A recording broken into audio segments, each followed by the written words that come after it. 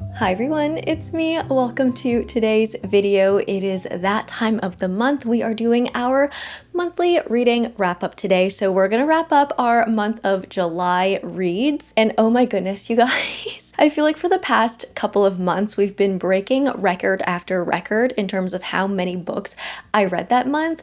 Well, I'm just here to tell you that we broke that record yet again. So in the month of July, I actually ended up reading 19 books. Now, okay, to be fair, 2 of those books were audio rereads and one of those books was a short novella, like 150 pages. So not 19 full-length books. I honestly don't know how I am reading this many books a month these days. I feel like I was so just comfortable and steady for the past year reading 12 to 13 books a month, and I don't know why the past few months have just the numbers have skyrocketed. There is a theory that I actually saw, one of you guys commented this, is that it's most definitely possible that I'm reading so many books a month now because I don't have a gigantic Brandon Sanderson tome that's 1,300 pages long that I'm reading in the month. So like that itself basically equals 4 extra regular sized books. You know what I mean? So if I'm not spending my time on the Sandersons, that might be why I'm just now having a lot of time to read more books. That being said though, let's get straight into the genre breakdown. So in the month of July, I did do 2 audio rereads. So those were sci-fi rereads. I read 4 fantasies, 1 dystopian, 2 sci-fis, 3 romances, 5 general or literary fictions, and 2 mystery thrillers. Now, July TBR, 5 out of 5 completed, all that checked off the list, done, love that. But let's just get straight into the books because we have a lot to talk about today. So we'll start off with the 2 audio rereads because that actually leads into my first like new read that I want to talk about in this wrap up. So I did reread Vicious and Vengeful by V.E. Schwab in preparation for Victorious, the 3rd book in the series. Now, I have long awaited the finale to this series. I bought Vicious and Vengeful thinking that it was going to be a duology because it was sold in a box set with just the initial 2 books, and it's been years since the 2nd book, Vengeful, was published. So I was very, very excited to read Victorious. It was one of my most anticipated releases for this year, and so I was just so happy and grateful for my friend Colleen for sending me this early copy of Victorious, and let me tell you, it did not disappoint. But I'm getting ahead of myself. So Vicious, Vengeful, and Victorious are all part of the Villains series by V.E. Schwab. It's like a sci-fi anti-superhero type of a story, which I think is so much fun. It definitely feels different to all of the other Schwabs I've read before, but we essentially, in the beginning, we follow Victor, who is a student. He's a graduate student, and he has an academic rival named Eli. They're both top of the class.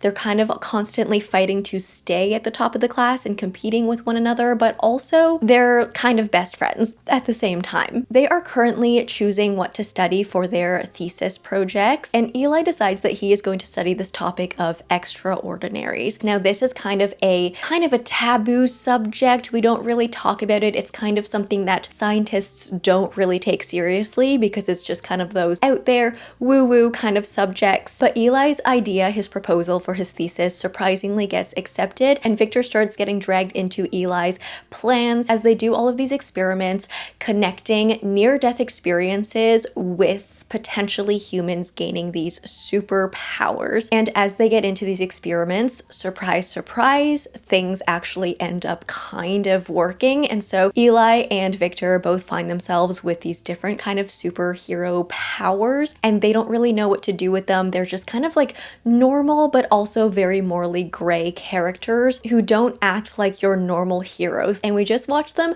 over the span of many years as they figure out what to do with their superpowers. And the way V.E. Schwab wrote these characters is just so fascinating to read about. I always say V.E. Schwab writes the best villain characters ever, so the fact that this series entirely focuses on the villains themselves is absolutely wonderful. And as we continue to go on through the series, we not only follow Victor and Eli and how they thrive and also struggle with their superpowers, but we also get a lot of other villains introduced to us along the way, and it's just so interesting interesting reading about the push and pull of these powers and how, you know, everything has to stay in balance. Like, yes, you do get all of these powers, but at the same time, you're most definitely sacrificing something else in your life. You can't just get powers and give nothing back, if that makes sense. It's something that V. Schwab explored in The Invisible Life of Addie LaRue, for example. Like, what does immortality, what does freedom of being able to live your life how you want to, like, what cost does that come at? And every single character in this series kind of has an Addie LaRue feeling in that sense. If you have the ability to convince people to do whatever you say, like, how can you now trust if anyone's being authentic and genuine with you? If you can control pain, for example, how do you make sure you don't start feeling numb to things and kind of cutting off a piece of your soul in that way? It's just so interesting. There are so many unique creative characters in here. We have some characters that really struggle with their powers and don't want them and want to reject them, but then there are some characters who take them and embrace them and they want to play God. Like, they think they've gotten these powers for some sort of higher reason, and we just go on through some really, really wild rides. There's also this really, really fun obsession but jealousy between Eli and Victor. They start out as friends, but then you see these little jealousies towards each other that build and build and build and build, and you see as this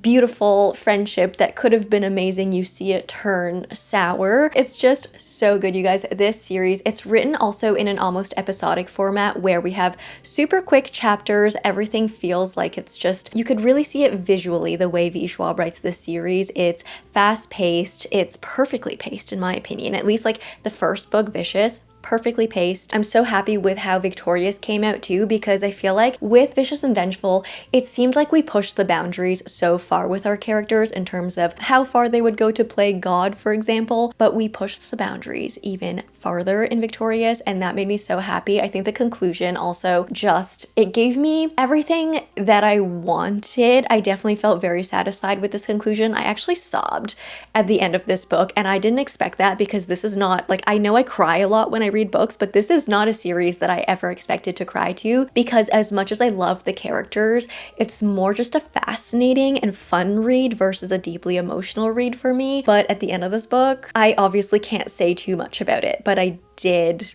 cry. I think one of the most interesting things about the series as well is that you would think, without getting too spoilery, there is an element to this book where characters can die and come back to life. So on one hand, I feel like in a lot of books, when you get this sort of like everyone can kind of resurrect, you can never trust a death when it happens because everyone, or not everyone, but a lot of people have the ability to like come back to life. Sometimes I feel like that can lower the stakes of a story and it can make it feel less exciting, but I feel like in this case, I can forgive that because the way V. Schwab actually goes deeper into, okay, how does that affect you now? Like, yeah, for sure, you've come back to life 3 times at this point, but how does that actually affect you mentally? Like, it's not just like, oh, I'm back to life, let's keep going, whatever, everything's fine. We do take the time to linger and think about, okay, how is this affecting you mentally? Are you developing these like different types of insecurities and traumas? So I think even that side of everything is done so well in this series. I cannot gush about the series enough. It's so creative, it's so unique, it's so different, and I love it so much. And I'm so happy that Victorious lived up. Okay, getting into fantasy reads, another very exciting arc that I read this month was Tempest by Victoria Aveyard. So this is a pirate romantasy, and I was really excited to read this because Victoria Aveyard, I personally think, is a pretty cool person. Like, I read Red Queen and Glass Sword a while ago, never ended up finishing that series, but I do think Victoria, when I hear her talk about her writing process and just topics on the book community and readers and writers in general, I think she is just very well spoken. She's not afraid to voice her opinion, which I think is really, really cool. And just, yeah, her social media presence, her podcast, everything. I think she has some very, very interesting insights and things to say, which is why I was excited to read this one. Now, in this one, we follow Katrine Rose and we're set around the Lyrian Sea. We follow Katrine in 2 different kind of times in her life. So one is the past timeline, and in that timeline, she has been kind of forced into this arranged marriage with this lord who is not great. He's a lot older than her. He's kind of like gross. He also doesn't treat her well. He doesn't respect her, but she initially married him with the promise that he would help her and her family financially because he's a lord. He was supposed to be doing very, very well. But when she marries him, finds out what's actually going on behind closed doors, she finds out that his fortune is actually dwindling and he can't help her family and herself as much as they thought and hoped that he'd be able to. So she's struggling with that. And then in the after or the present timeline, we see her as she's kind of toughened over the years. She on one hand seems to have taken her life into her own hands. At this point, she's actually widowed now, so the lord's gone, and she owns a tavern. But there are a lot of gaps in between the two timelines that we need to fill. We don't really know exactly what happened, but it seems like, you know, she took to the high seas, she took to the Lyrian seas and got mixed up with all of these pirate politics, these clashes between the Pirate Republic and the Meridian Empire, and it seems like she has kind of stirred up trouble for certain sides of this pirate empire war. We see also how she's gotten tied up with the captain of the Pirate Republic as well as a captain of the Meridian Empire, and there's just a lot of drama and angst and tension and bad feelings throughout. This is the first book in a duology, and I do think, so the lore about this book is that it was written originally as a standalone, but because I think Victoria got pushback from her publisher saying that the book was too long, they decided to split the book into a duology, and unfortunately,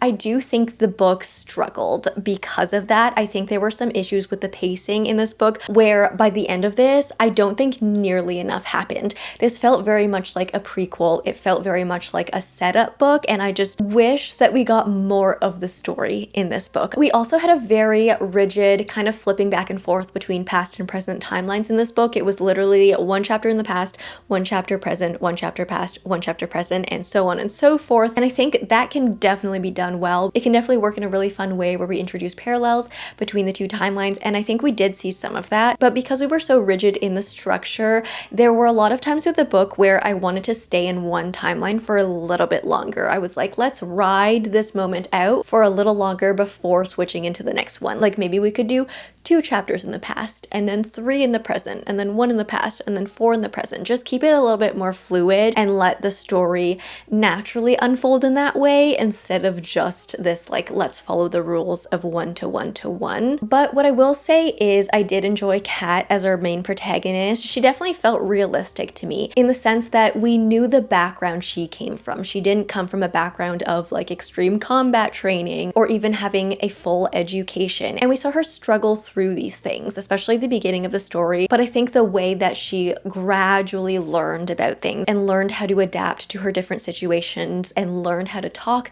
to certain people around her depending on what rank they were in, for example, I think that felt really, really natural, genuine, real, and I liked the flow of that. So I really enjoyed her as our main protagonist, and I actually think the writing in this book was beautiful. It's a few parts of this reminded me a little bit of Rebecca Ross writing, where we feel like the environment is, you know, it has its spirit of its own. The seas felt so alive, and I loved that. But what I will also say about the writing is there were some words and terms and phrases that I think were just overused way too many times. Things like Tempest, which I know is the title of this book, that word was repeated so often to describe like the color or the feeling, I guess, of our main male character's eyes. And we also kept using the term tricorn hat, which I know is a very common shape of a hat in terms of like pirates and sailors and things. But I just feel like there were some points where I didn't need to know that everyone was wearing a tricorn hat. In the end, a little bit mixed about this one. So yeah,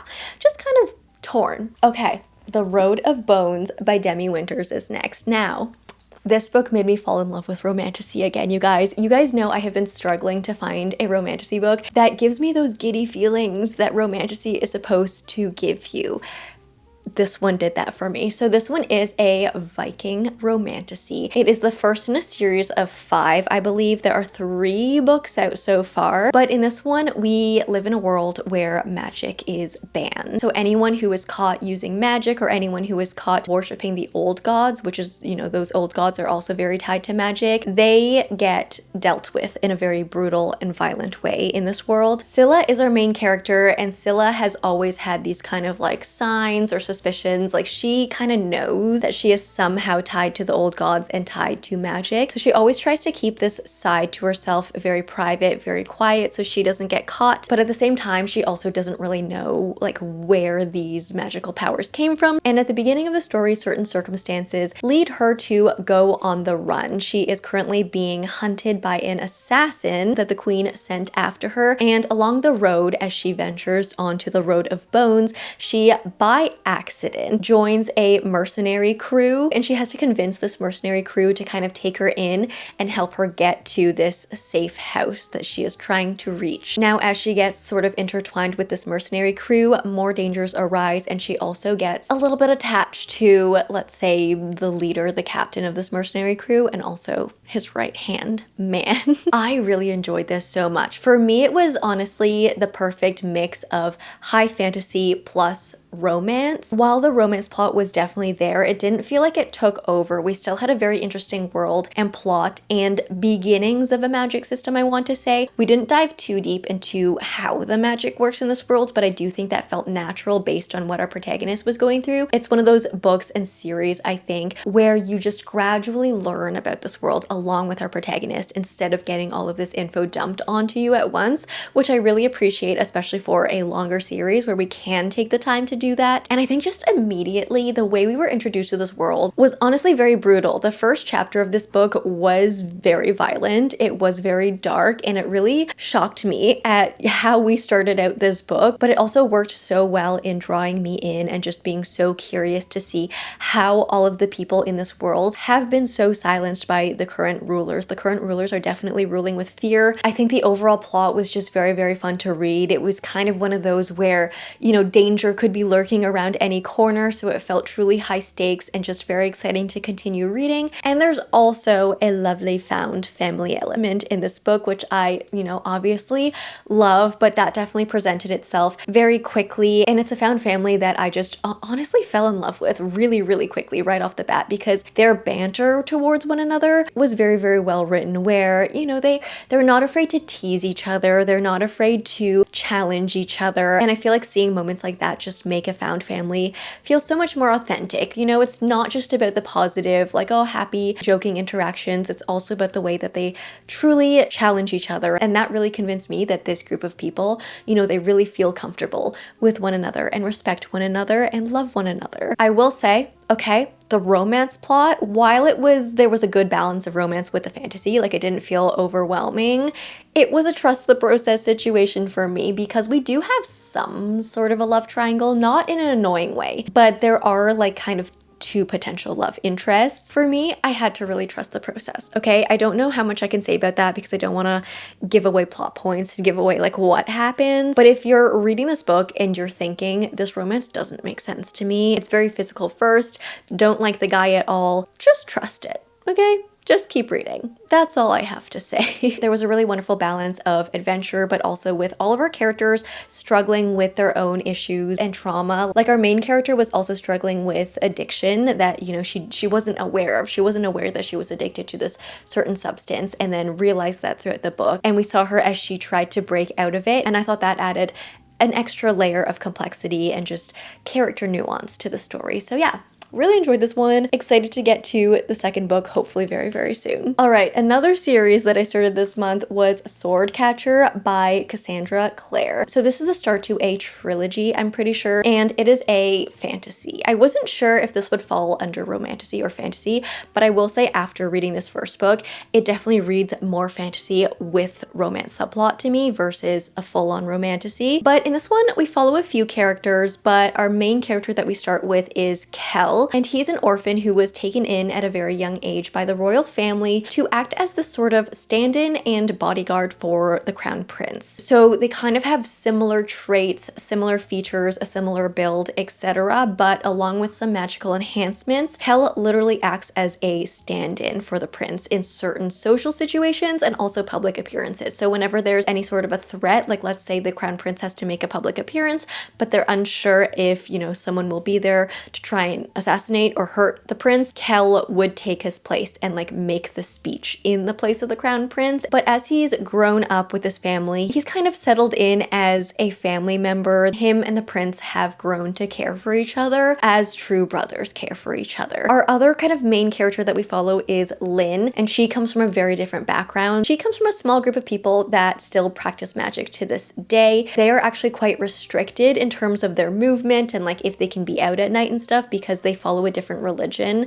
compared to most of the population. And her story is that she is trying to train to become a healer. She actually has, her best friend is sick, but no one knows what's wrong with her, and so she's kind of determined to find a cure for her friend. And we see as Lynn and Kell and everyone else that we follow cross paths and their journeys really get mixed up with one another as the story goes on. We get into kind of the underground politics of this city, and we see how that really directly ties into the royal family and noble politics of this city as well. I will say I really enjoyed reading about all the characters. They all come from very different backgrounds, different levels of privilege as well, so it was interesting seeing them as they truly understood each other in some moments, and I believed that they truly cared for one another, but because they all kind of had these different experiences growing up, with the crown prince, you know, being the most nurtured, having the most opportunities, but also feeling very restricted along the way, compared to Cal, who has kind of had a mix of both. Like, yes, he grew up as an orphan, but then he got taken into the royal family and he's been treated with all these luxuries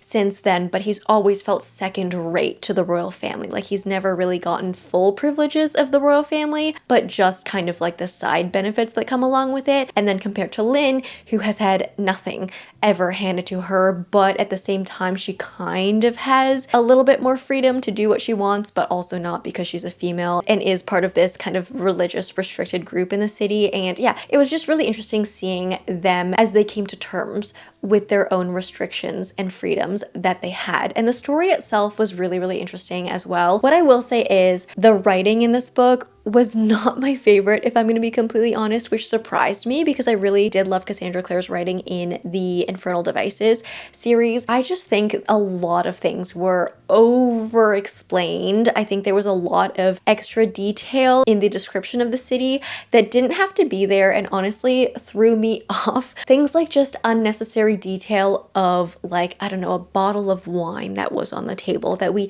didn't really need to know where that bottle of wine was from, but every time a bottle of wine was mentioned, we had to be reminded of, like, oh yeah, this bottle of wine is from that place and those noodles are from that place. And on one hand, I'm like, I do like that to a certain extent because it makes the world feel more full and fleshed out and detailed and believable, but I feel like the repetition of that is what really threw me off. Like, by the 7th time, the noodles from wherever were mentioned. Like, I knew the noodles were from that place. I didn't need to be reminded of it, and I think a lot of that really bogged down the writing and bogged down the world building as well, versus aiding it, which is what I think it was supposed to do. So that was a hump that I had to get over while reading this one, but I will say by the end of the story, I was fully into it. I was invested in our characters. There were some really, really fun political maneuverings, as I mentioned, with the underground of the city versus the noble, higher ups, royal side of the city. And it was fun just seeing kind of like the corruption on both sides and seeing our characters reveal those things along the way. So that was fun. That was Swordcatcher. Definitely going to continue the series. I've heard really, really great things about the second book. Okay, next up, this looks like a really thick book, but it's actually just The Arcanum Unbounded by Brandon Sanderson. So this is his collection of short stories that all kind of coexist in the Cosmere, and you can kind of pick around at the different short stories depending on how deep you are in the Cosmere, like which other books you've read so far. So I did read The Emperor's Soul, and that was like 120, 130, I want to say, short story that I think is actually connected to Elantris, which is a Cosmere book that I haven't read yet, but from a lot of advice from you guys have recommended The Emperor's Soul to me many, many times, and you guys have told me that you don't actually need to read Elantris before reading this one, and I did really, really enjoy this story. So we are set in a world where we have forgers. That's like one of the types of the magic people in this world, and forgers can basically almost flawlessly recreate items and pieces of art and things like that. And the way they do it is really interesting. Not going to go too deep into it. I'll let Brandon explain it to you when you get into the book. But essentially, you kind of rewrite the history of the object that you're reforging. And by doing that, you can reforge it to be kind of a copy of something else, which I think is such an interesting idea. But we follow Shay. She is our main character, and she is a reforger. She has actually been caught and imprisoned for the forging that she's done, because the type of forging that she does is very illegal. We don't want to, copy art. And she's also been using her forging skills to steal art and replace it with her forged copies. The arbiters, who are the people just under the emperor, have a little conversation, a little meeting with her, and they actually tell her, like while she's imprisoned, that the emperor is on his deathbed, and they actually want her to reforge his soul so they can have their emperor back. And they make a bargain with her that she can basically go free instead of being executed if in the next 100 days she can successfully forge a new emperor's soul. And as we go on through the story, we just explore so many interesting things about art versus imitation and copying, and where that line is between like, okay, when is it just a soulless copy of something versus an inspiration, a build upon an art that you were maybe previously just inspired by. It felt like a little bit of a fun dive into the idea of like all art is theft, which I found really interesting. And I do just really love when Brandon includes these themes of art and copying into his stories. I feel like he is really, at the end of the day, a huge supporter of the arts and a huge supporter of human-made art, and I'm just obsessed with that. He also added a really interesting layer of ethics to this one, because as we followed Shay as she, learned more about this empire and ventured through their palace or castle or whatever, she realized that the empire uses forging in their own ways. Like the entire castle, all of the furnishings are all forgeries based on historical items that were really, really famous, but they just recreated them for their palace, their castle, to make their castle look really impressive. And so she's like, wait, you guys are literally hypocrites, because why am I in prison for creating forgeries while you guys are also creating forgeries? But because it serves you, it's not illegal, but my forgeries are illegal. Some interesting things there. And yeah, there were just some philosophies that we kind of dove a little bit into, obviously not too deeply because this is a short story, but just, yeah, some interesting ideas to think about. This was definitely a really, really enjoyable read. I feel like the more I read into the Cosmere 2, definitely like the more connections I see. The way the forgeries worked and the magic worked in this world is very similar to things that I learned in the Stormlight Archive in terms of how the magic works there. So yeah, it's just fun to piece together the puzzle, like the puzzle of the Cosmere, the more you read into it. So that was very, very enjoyable. All right, you guys, shall we talk about The Sixth Faction by Veronica Roth? So I did read this in a reading vlog, and it was very, very fun. So this is the alternate reality version of Divergent that Veronica Roth has written in this 15th year anniversary of the original Divergent series. We are set in a dystopian world where we're in this city that has been split into factions. Just in case you're unfamiliar with the original premise of Divergent, really, these 4 factions are split into kind of personality traits, work ethic, and also determine like what jobs you will get when you grow up. So we have Abnegation, for example, that really values selflessness. We have Erudite, which really values knowledge and learning and being curious about things. We have Dauntless, who really encourages bravery. Amity, who really value kindness. We have Candor, who value honesty. Things like that. And in this world, when you grow up, when you turn 16 years old, you're able to choose what faction you want to be in. So you can either stay with your family and stay with that faction, or you can choose another faction where you feel like you belong more. And in this dystopian city, it's really brainwashed into you, like faction over family. And we follow Beatrice in this story, and at the beginning, she's turned 16. It's time for her to pick a faction, and we see as, things happen. Chaos happens, and we just see as she kind of peels back the layers of this world and why the factions are there, and we find out about all this corruption within the factions and stuff like that. And it's a really, really fun story to read. This is an alternate version where Triss's choosing ceremony you know, happens differently than in the original series. And I just felt like a teenager reading this again. It was so much fun to read. I did love seeing this different route that she went in. It was kind of like a what if story, but also it made sense. I like how Veronica Roth introduced some subtleties that led Tris to choosing a different option versus the one she chose in the original Divergent series, because I was kind of hesitant, you know, I was like, why would she choose another faction versus the one she chose in the original? Because that would just feel so like not true to her character. I think this was done very well, where there were certain reasons that made sense as to why she chose one over the other. I also think this, compared to the original series, it just felt more ominous. It felt more like we were diving into the politics of things right away versus just the more fun, giddy story that we got in the original book. It definitely felt a little bit more mature. And I think the world building in this, honestly, like we went way deeper into the world, how the different factions operate, stuff like that. So I found that really fun to read. But we also definitely got some favorite moments mixed in this one. So if you're scared and you're like, oh, how about if, you know, it's gonna feel different and I want to see that character and that character, don't you worry. You're gonna get fed with this one, okay? It was so much fun. Watch my reading vlog if you want to hear me talk about this one a little bit more. Okay, another sci-fi read that I read this month was actually Dark Matter by Blake Crouch. I did read this one for our Patreon book club read, and oh my goodness, you guys, the discussion that we had, like full spoiler discussion we had on Patreon, was insane. It was one of my favorite book club discussions that we've had thus far, because all of us were just breaking our brains and all of us had headaches by the end of it, because we were thinking so hard about this book and the theories it presented and just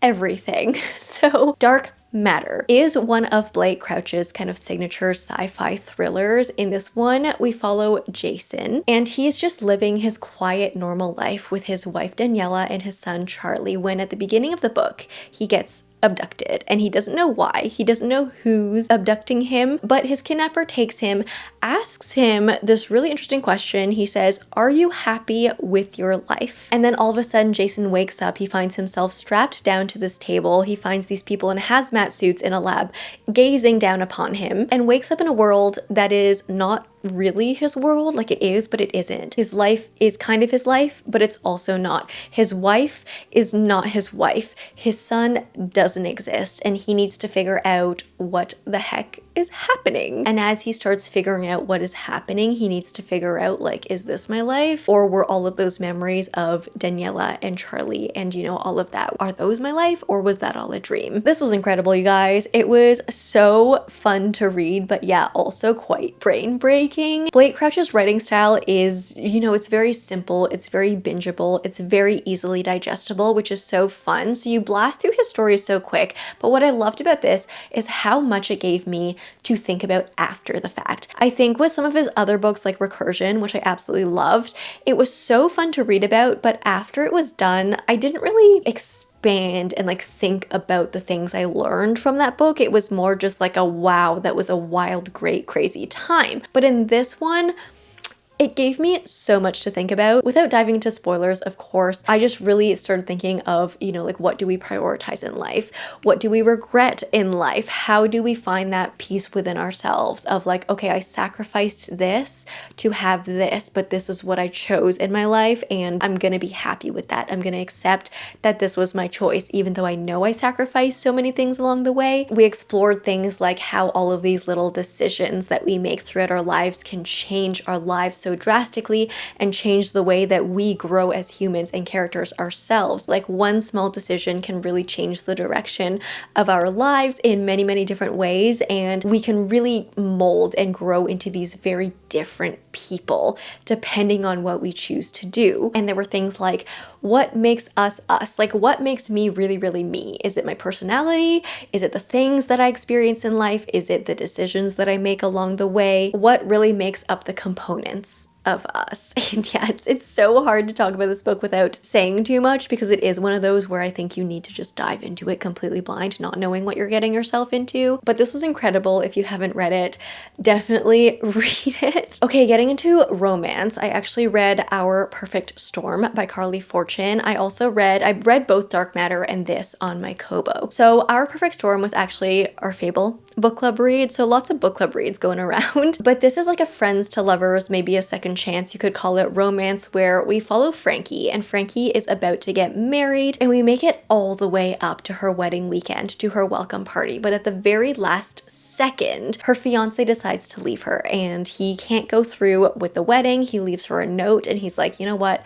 I'm sorry, I can't marry you. And this leaves Frankie reeling, obviously for good reason, but her honeymoon, her trip to Tofino, is actually already booked, and her best friend, her childhood best friend, George, decides to go on her honeymoon with her. And he kind of makes this step-by-step plan of trying to help her feel better about everything and to help her heal and get over, you know, the ordeal that she just went through. But you know, it's a second chance friends to lovers romance, so we all know the direction that this book goes in. What I will say is Carly Fortune is always a hit and miss for me. I do think her writing is always beautiful. I do love her writing very much, but what fails for me a lot with her books are her actual plots. I think she does environments very well, descriptions very well. She even does specific scenes very well. I think she can write tension in a room like none other. I think those little moments are really, really strong from her. So I didn't know if I would love this one or not love this one, and I think I actually really enjoyed this, which is a wonderful surprise. I think right off the bat, the way we started this book felt very kind of wonder-filled and childlike, because we did have these sort of flashback chapters where we saw Frankie and George get to know each other as kids. And I think the way she wrote the young chapters versus the, you know, current day chapters felt really beautiful to me, because the way she wrote the young chapters just felt, yeah, so innocent, and you could feel their curiosity through the page, and I really, really loved that. And then on top of that, I think throughout the story, we had this tie-in with nature and preserving our world and respecting the world we live in, and that alongside the story, I think just really, really hit for me. I think also being a Canadian, and with her stories always set in Canada, I just always have this appreciation for our wildlife and our landscapes and our nature, and, you know, the need to protect everything. So I really, really felt that as well. I also actually really, really enjoyed the chemistry that she wrote in this book. Not only those little moments that I mentioned that she does so well, those kind of tense moments where you feel like the ache radiating, but I could definitely tell that both Frankie and Georgie felt so comfortable with one another, even on that like best friend, true soulmate friendship level, because the way their banter was written felt really, really believable. Again, kind of similar to what I said with The Road of Bones, but obviously very different because this is a contemporary setting. Our characters, they weren't scared to challenge each other. They weren't scared to say things they knew that might hurt the other person a little bit, but in a way that's healthy and in a way that the other character needed at the time. Like sometimes you do need your best friends to call you out on certain things, and I loved seeing the two of them do that with one another, especially George to Frankie for the most part. And they just felt truly comfortable with each other in the way that only two people that have spent their entire lives with one another can feel. What I will say is third act conflict, so annoying to me in this one. So annoying, dragged on for way too long. I do have an issue with most of Carly Fortune's third act conflicts, so that's just consistent at least. And I honestly just don't think the third act conflict should have been there. I know third act conflicts are kind of a mandatory thing that we need in all contemporary romances for whatever reason these days, but I do think throughout the story we went through enough development with Frankie and George as characters individually and together that I felt complete. Like I felt the story was complete before the third act conflict happened, and it really felt like it was thrown in there just to kind of take that off the list. So that definitely brought the book down for me. It made me feel very frustrated, not in a good way, but there were a lot of strong elements to this book. All right, One and Only is next by Maureen Gu. This is a magical realism romance that I thought was really, really cute. Our premise is we follow Cassia, and she works for her family's matchmaking business, where they actually have the ability to dive into people's past lives to find their soulmates and then identify them in this life, which I think is just such a fun, cute, quirky idea. Cassia in the past has actually had her own soulmate read to her, so she knows that her soulmate in this life is going to be named Daniel Nam, but she has still not found Daniel. She has not been able to locate him, and so she's kind of always had this detached dating love life. She's never really been able to take her dates seriously. You know, she's obviously trying to still enjoy her life and live her life, but she's always gone on her dates knowing that that's not going to be her final match, her end game, if you will, when one day she meets Ellis, and right off the bat, they have this really incredible connection. She's like, wow, this feels magical. Like, this feels soulmate-esque. But Ellis is not Daniel, so she doesn't really know what to do when one day Ellis actually introduces her to his boss. And guess who her boss is? Daniel Nam. And so Cassia through the story needs to kind of figure out, is Daniel like really her soulmate? Is Ellis really her soulmate? Did something go wrong? Should she kind of go along with fate, or should she go more with like what she's actually feeling is right in her heart? And this story was just, it was so wholesome. It was so cute. It was so fun to follow. I do love reading these magical realism stories where we see these magical powers being passed down through generations of women in a family. So that was just, that always hits for me. I love that a lot. And what I loved about this is that both of our love interests felt like they could be good matches. You know, there wasn't one that was like, oh, this one's obviously so much better than the other. It was more like both of these guys are great. They could be great partners, but what is Cassia feeling in the moment, and who is more in tune with her stage of life at this point? I think that was done very well, and I feel like all love triangles need to be done in this way. I love the banter in this one. It actually felt a little bit insta-lovey, if I'm gonna be honest, but not in a way that bugged me. I think the way it felt insta-lovey made sense in the way that like sometimes when you go out on a date, you do have this kind of like instant spark with one another, and you do just kind of feel like you get along with someone really well. Now, did the story feel very silly at points? Yes, it did, but it was just really fun to read. And I also really loved the family component in the story. We had these really, really strong women in Cassia's family, and they all had this wonderful connection with one another. Again, that sort of banter that you can only achieve with people who have known each other their entire lives and really trust each other. And that just really, really warmed my soul. So yeah, this was very, very enjoyable, very cute if you're looking for something fun. Okay, Main Characters by Bobby Palmer. A romance with a very, very interesting premise, and I was so excited to dive into this one. So essentially in this one, we follow the love story between a director and an actor, kind of like a struggling up and coming director and actor, as their paths keep like crossing throughout their lives. But the quirk of the story is that we don't actually follow their POVs. This entire story is told through perspectives outside of our main characters. So we'll get perspectives from their friends, we'll get perspectives from like the person on the seat next to them on the plane, we'll get perspectives from the person at the diner who's at the table beside them, or like the waitress, things like that. And so the whole idea of this is that you're supposed to get just a more well-rounded look at someone's love story that doesn't feel biased. You know, you're getting views from everyone else. And I found that to be such an interesting premise, had to pick it up. And I think there were some things that were done so well in this book, but also some things that didn't completely work for me. I really appreciated how different the perspectives felt from one another. We got perspectives from people that were closer to them, like their friends, family, etc. And in those chapters, we got a little bit more insight into kind of their pasts, their histories, more details about them. But what I found the most interesting actually was seeing the more passers-by perspectives, people that just, you know, saw them outside their window, people who saw them across the diner, as I mentioned, things like that, because from those chapters, we were able to see as those people just made assumptions about them based on the one moment that they saw.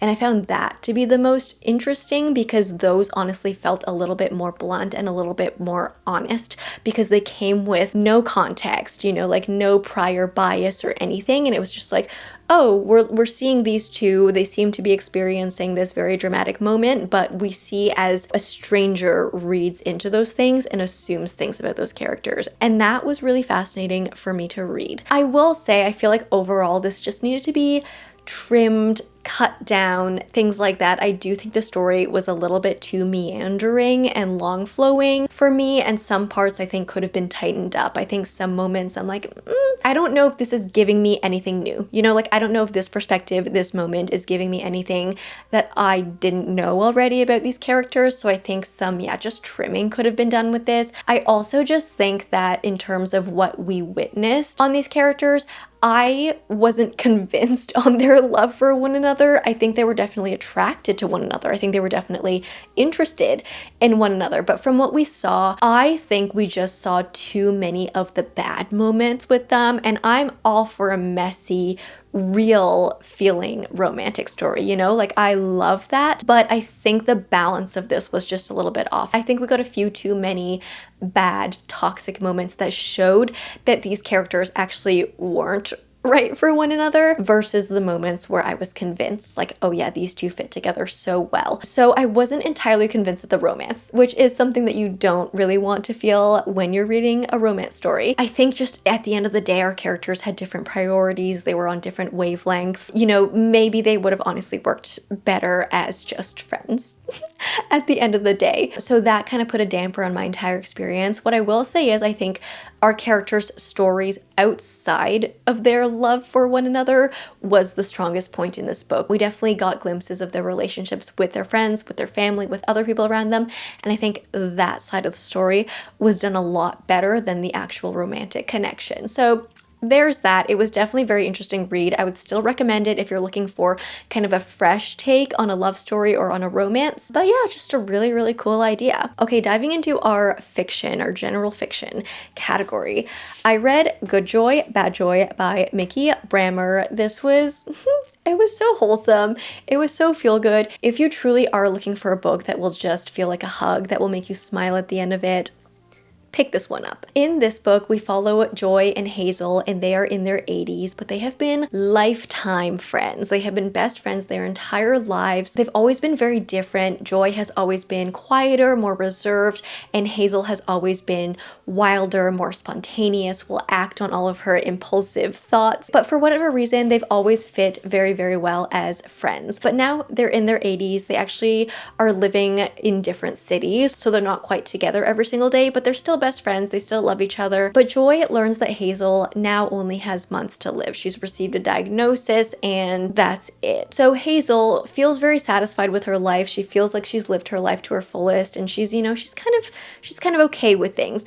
But Joy, on the other hand, starts thinking of, you know, like, what have I actually experienced in this life? Have I been living my life to the fullest? And she realizes she can't really say that for herself. So we see her as she, you know, finds this determination to live her life boldly, to live out these final moments with Hazel as the biggest life she can live. She tries to make the most out of her time left remaining with her best friend, and she starts stepping out of her comfort zone, breaking some rules, breaking some laws. And it's just a really, really cute, wholesome, feel-good story. I always love reading in the perspective of these older characters and seeing how they view the world. The opening of this book, I said, kind of reminded me of A Man Called Ove, because we saw Joy kind of reflecting on her life and kind of comparing, like, oh, the young people today versus the young people when she was young. And I found that to be kind of similar to how we opened A Man Called Ove, but in this case, it was in a less grumpy, cranky way and more in an open-minded,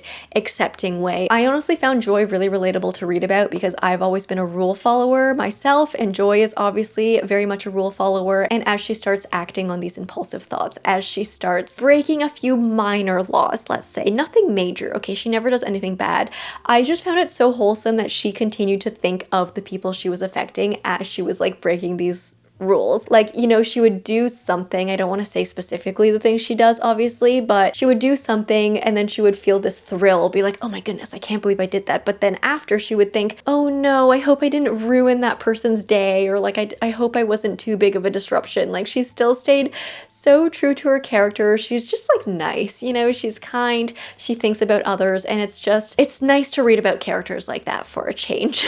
I love a story that shows unlikely friendships, and this book definitely showed that in more ways than one, which I really loved. So yeah, just really enjoyable, really easy to read as well. This book was almost perfect for me. What I will say held it back from a 5-star for me was just that some of it felt a little safe, like the way it was written. As I mentioned, it's wholesome, it's feel good, but I always kind of seek a little bit of pain in my stories, and I thought we would have a little bit more kind of like unfiltered, raw experiences, and I felt like the writing in this it was really safe, it was very clean, and it did really fit Joy's character, so I understand why it was written in that way. But it was just, yeah, it was an enjoyable read. It was nice, it was wholesome. I liked it a lot. Okay, speaking of something that was not wholesome at all though, Wasp's Nest by Kat Stoddard. So on the other end of the literary fiction spectrum, this one follows kind of that wealthy Cape Cod stereotype, I want to say. We follow Tess, who is about to have her wedding. She's about to marry Warren, who is a soon-to-be state senator, but he is nothing like her first husband. She actually had a marriage before him, but her first husband was more of kind of a free-spirited, very artistic person. And for whatever reason, her ex-husband actually receives an invite to this wedding. He doesn't know why. It's not like they've been friends. It's not like they've stayed in touch. They actually parted ways, you know, on not friendly terms. But he's curious. He thinks, okay, maybe I'll go and just get some closure. Maybe this is her way of kind of forgiving me, kind of making peace with everything that's happened. So he ends up going, but he also actually ends up bringing a guy as a date. And his plus one is also kind of going with these ulterior motives. He is a writer and he wants to kind of observe these waspy type characters to help inspire him to write a story. And so this, you know, is obviously going to be a bit of a messy story following some toxic characters who all have kind of bad intentions for why they're doing things. And I was excited to dive into some drama, but unfortunately this just didn't work for me. There were certain things that didn't make sense to me at all. Things like our plus one, our ex-husband that brought the guy as his plus one, they had just met. I think from the synopsis, it made it seem like they were actually a couple, boyfriends, and I thought that would have added a more interesting dynamic, but how it really happened in the book, and I don't think this is a spoiler because it's the setup, the plus one was just a guy that he met, and on the off chance he was just like, oh hey, want to come to this wedding with me and pretend to be my boyfriend, like actually a fake dating situation, but we're actually strangers. And I was like, okay, maybe this could be fun in a different way. But as the story went on, it was like they had known each other for 2 days, and for some reason they were confessing their love for one another very, very randomly. They were like, oh, I love you. I'm like, wait, you guys are literally strangers. Like you literally don't know each other. And it was just, I don't know, things were just very highly unbelievable on all ends of the spectrum in the story. And then I think on top of that, the plot was just so slow moving that it felt like we were just meandering through the story versus like things happening one after the other. The ending of this book was definitely the most exciting, but I think by that point I was just bored of the characters, bored of the story. I didn't understand any of their actions and intentions and anything, and I feel like this book did a lot of telling, not showing. And honestly, I think with a story like this, telling, not showing can work very well because it can set a very specific tone of the narrator, but I don't think this book succeeded in even doing that. So I wasn't the biggest fan of this. I also think so the premise of this is we follow them through the one kind of week of the wedding, and the entire book is split very specifically into sections of what day it is. So it's like day 1, day 2, day 3, day 4, on and on. And with stories like that, you would think that the plot would be very fast moving and it would feel very concise in the way that it's structured. But for some reason, even though we had that daily structure in the plot, it still felt very just meandering, slow, not very exciting. So yeah, not the biggest fan of this one, but that was Wasp's Nest. And oh my goodness, you guys, this next one, Pool House, Mary H.K. Choi. I'm so sad about this because I really wanted to love this. I was so excited diving in based on the premise, but it was a 1 star. It's actually my second 1 star of the year, unfortunately. I really, really did not get along with this book. So the premise. Okay, this is another literary fiction. We follow a mother who is also an out-of-work actress. She's also a former alcoholic, and she also had a previous affair with her on-screen husband. So lots of mess right there. She also has a daughter, and the two of them live in their pool house together because they're not doing very well and they're renting out the main house. Now, at the beginning of the story, the on-screen husband, who our out-of-work actress was actually having an affair with, he actually passes away. And so as we start arranging for his funeral and stuff, the on-screen son moves in with them to, you know, attend the funeral and everything. But this kind of causes this weird dynamic within the house because the real-life daughter has always had a crush on the on-screen son, but the on-screen son and the mother have also had this weird fascination with one another. So it turns into this kind of weird love triangle, but it's like mother, daughter, on-screen son, on-screen husband, and it's just, it got a little too weird and icky for me. Like I jumped into this knowing it would be a little bit weird and icky, but like mother, daughter, son, I can't do that. I have lines, I have boundaries. I also do think the way it was done at the end of the story, I was just like, for what? You know, like I can experience some discomfort as long as there's some meaning at the end of it, as long as there's some transformation at the end of it, some point, some commentary even that we're trying to tell. And I just don't think this book did anything for me by the end of it. I was like, okay, where are the characters at the end now that they weren't at the beginning? What have I learned from this book? Actually nothing. And honestly, for an absurd, messy concept like this, again, this book felt a little bit boring for me. Like, it was just odd, the things that were happening, but it wasn't exciting to me. I will also say lots of explicit content with this book, okay? And that was also something that bothered me. I knew there was going to be some sort of like weird obsession seduction stuff going on with this book, obviously with the premise, but there were maybe 2 or 3 pages in this entire book where we did not mention a intimate body part. All of our characters were just so obsessed with like thinking of each other's genitalia that I was like, where I need something else. You know, I get that these characters are obsessed with these desires with one another, but like, where is this stemming from? Can I have more depth with this? What has led to this obsession? Like, I didn't get anything out of this except for the fact that our characters just really wanted each other. So unfortunately, this was a big miss for me. I've heard that Mary H.K. Choi's other books have actually been a lot better than this one, but I don't know, something went wrong with this one. And you know, maybe there's an audience out there for a book like this, but that audience is not me. So I never want to be too mean about books, but like, I could not do it with Pool House. Okay. Moving on, Shampoo Effect by Jenny Jackson. I buddy read this one with Lottie, which was a lovely experience. This is another story about a messy friendship group based in the summer. Can you tell I had a theme with this month? I really wanted to read messy summer fictions, and some of them hit, some of them didn't. This was honestly one of the best of the batch, so thank goodness. But in this one, we follow Caroline, who travels to Massachusetts for this kind of reading retreat, reading program where she's able to live in a cottage and just write there. While she's there, she meets Van. They kind of fall in love. They have this kind of whirlwind romance, and she gets introduced to his friend group. They're all kind of different from Caroline. They're all a little bit more, like, they grew up a little bit more wealthy. They're a little bit more snobby, and they just come from very different backgrounds. But as the summer is unfolding, Bailey, who is one of the friends in the friend group, finds out that she's pregnant, and Van is actually the father. And so this kind of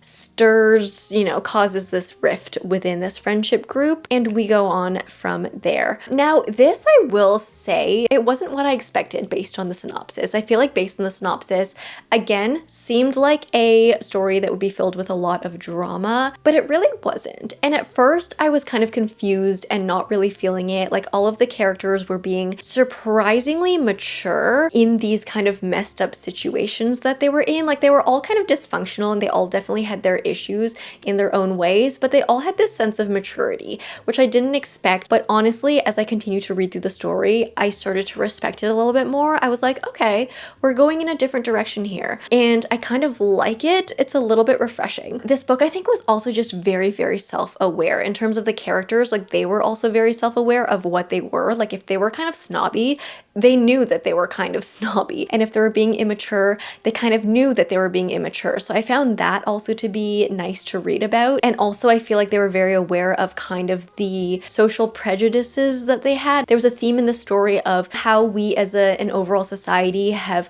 opened up to sexuality and have been more accepting of, you know, different sexualities and things like that. But throughout the book, we saw as our characters kind of self-reflected and realized, like, hey, yeah, we have gone a long way, but there's still a ways to go. And I respected that in this book as well. I think the idea of the shampoo effect was also really interesting to learn about. It's something that I didn't actually know what it was, like the shampoo effect theory. It basically is like when you shampoo the first time, not a lot of lather comes up, you know, because you're just cleaning your hair. I don't know, for whatever reason, the science, not a lot of lather happens. But if you rinse that off and then add just even a little bit more shampoo, it'll just poof up right away. So there's this idea of these things building up over time, and then that one little extra dose can make everything like poof. explode. And that was the feeling and overall direction of this book. So I found that to be really interesting to read about. I do think though, it's one of those synopses that gives away too much of the story. Like some of the things that were mentioned in the synopsis, we didn't encounter till maybe the 75% mark in the story. So definitely, weird advertising, weird marketing, I think, with this book. I think it's also not even necessarily fully a summer feeling read. Like there are bits of it that take place in the summer, but I don't think you have to read this book in the summer, which like the whole branding of this book feels very summery, obviously. I don't know. I feel like this one's weird marketing, but if you jump into it, like not expecting much from the blurb and everything, I think in the end it is an interesting read that gives you things to think about, but it's kind of a catfish book. So kind of a weird experience with that one. But at the end of the day, I did enjoy it. Okay, next up, Nymph by Sophia Montrone, another summer literary fiction. This one is a coming of age story. It's also sapphic, and I was really excited to dive into this one. This one follows Leo. She's a young girl who lives out her summers in the Italian countryside. Her grandmother and her family own this agriturismo. That's a hard word for me to pronounce, you guys, but essentially it's a hotel that kind of acts as a farm stay at the same time. Like there's kind of this big tie to raising things, nature, etc. But at the end of the day, it's a hotel. And so Leo kind of lives her summers and her childhood growing up, half like working at the hotel, like helping her grandmother clean hotel rooms, stuff like that. But at a young age, she experiences this tragedy that kind of splits her life into like before and after and really affects her as she's growing up. And we follow her as she returns to Italy a little bit older, having experienced a little bit more of life, and we see her as she meets this girl, this American girl, and they kind of spend this summer together. I honestly don't have many thoughts on this book, if I'm going to be completely honest. It was a pleasant, maybe not pleasant read. It was an enjoyable read. I think the writing in this was beautiful. It captured that kind of hazy, humid summer feeling very well. Like it felt like a heavy summer. You know what I mean? Like you're living in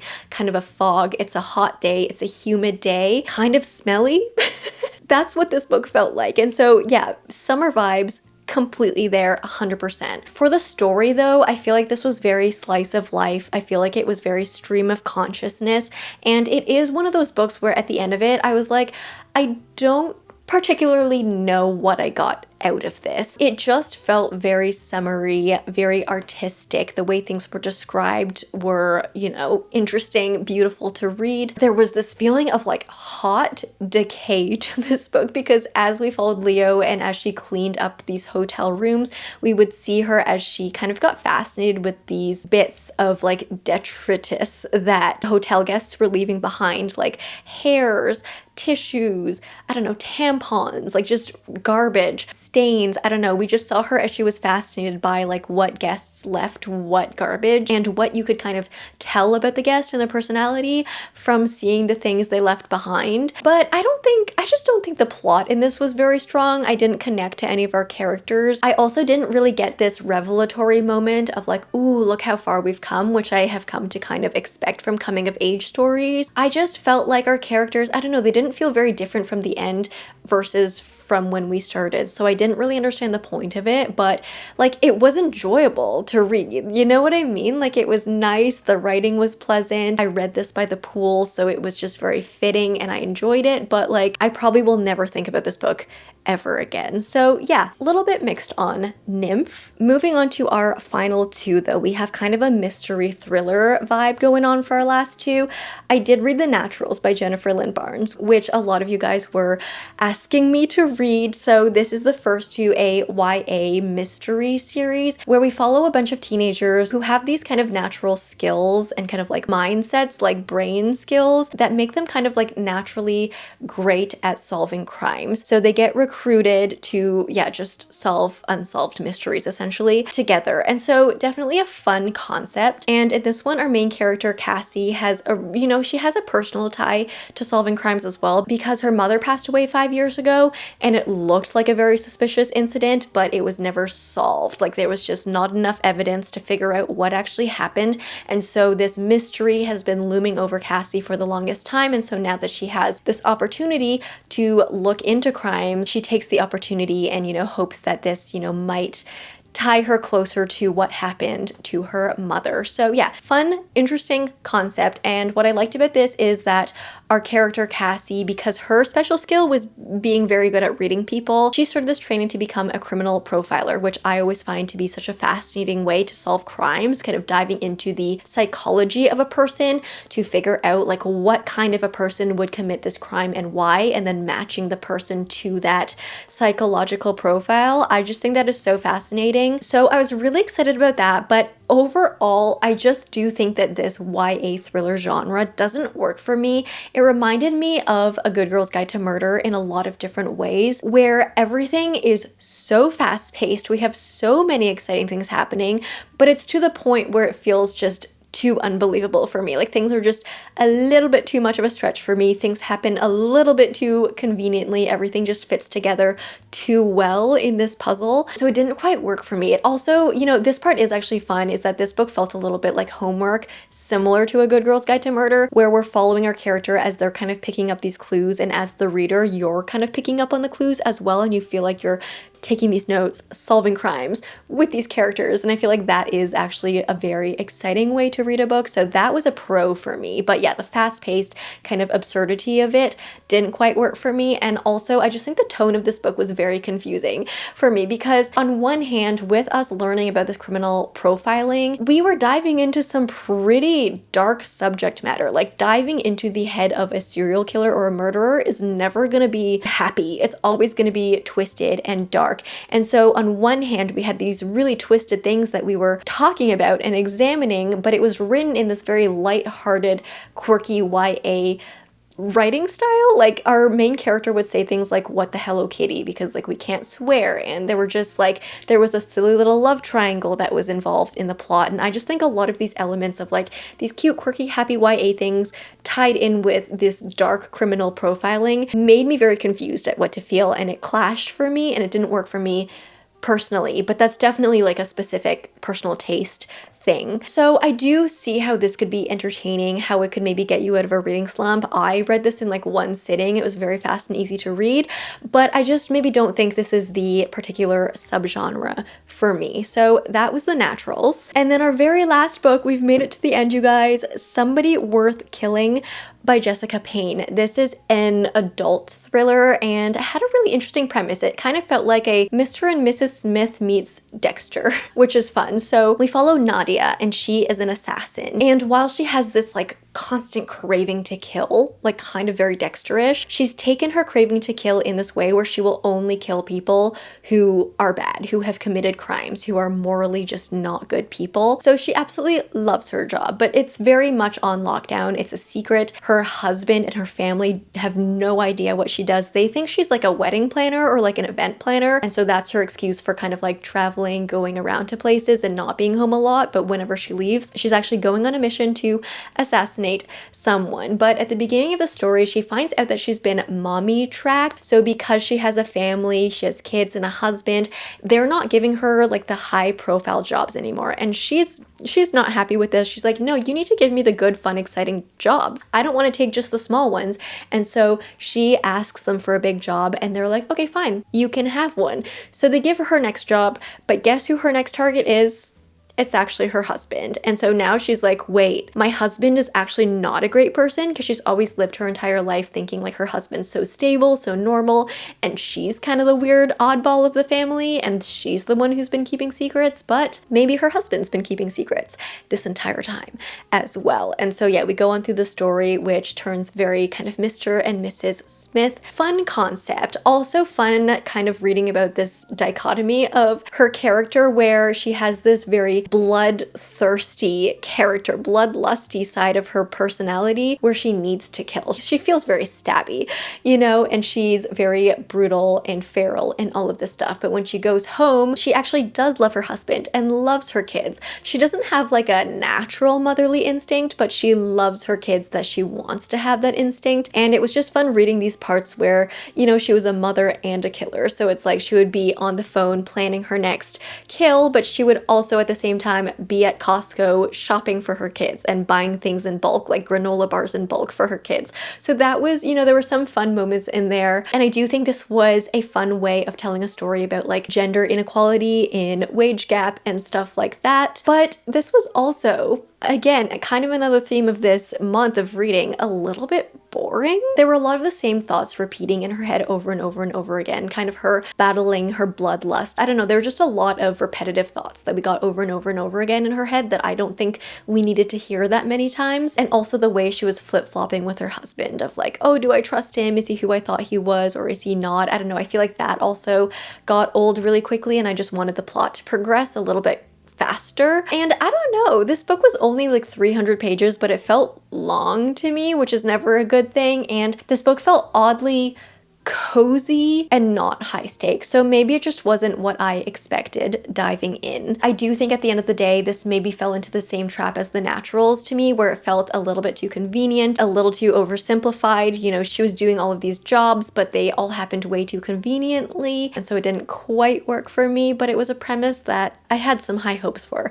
But that was Somebody Worth Killing. And that does conclude this month of reading for July. Oh my goodness, 19 books. We wrapped it all up. Yay.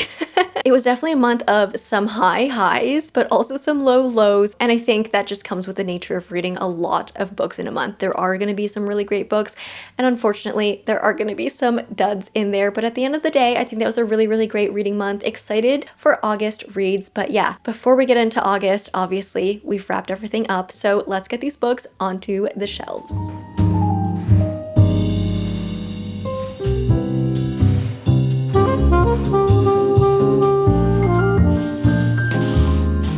Alright, you guys, I'm gonna leave you guys here for now. I hope you enjoyed this wrap up. If you did, please leave me a like and a comment. If you don't know what to comment down below, let me know what your best and worst reads were in the month of July. If you like me, subscribe, do that bell thing, and I will see you in the next one. Bye!